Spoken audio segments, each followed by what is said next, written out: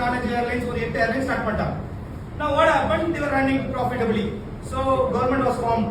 1947 after independence, government was formed. Parliament was started. எல்லாம் போயிட்டு இருக்கப்போ they started looking why இந்த airlinesல இவ்வளவு profit gain பண்றாங்க. நமக்கு எந்த காசும் வரல. Okay, stop it. You have to give it to India. நான் ரன் பண்ணிக்கிறேன். Okay, India will start doing it. Indian government நடத்திக்கிறோம் அப்படின்றாங்க.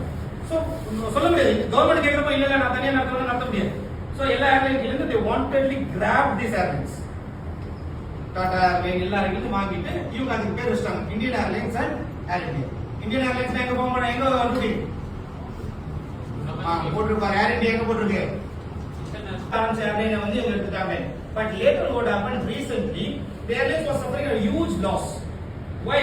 Any guess why the airlines was facing huge loss? Air India and Indian Airlines, they were facing a huge loss, right? They were not able to sustain because it was managed by government. Government was not managing it properly. So it was facing huge. A company loss la company யார வாங்குங்களா அப்படியே ஒரு company தான் வாங்குவாங்க. அப்படி வாங்கலாம் கொஞ்சம் loss இருந்தா okay I have a good business strategy, I can develop this அப்படினா huge loss la company ஆகுவா. But this airline, the Tata airline, Tata's group, their family ஆரம்பிச்சதே எங்ககிட்ட திருப்பி வந்துச்சு. So that they have pride in that. Clear? So this is the formation of Indian Airlines. எப்படி Indian Airlines form ஆச்சு? JRD Tata தான் நம்ம சொல்றோம் எல்லாரும். See, that's why I have mentioned this specifically in notes.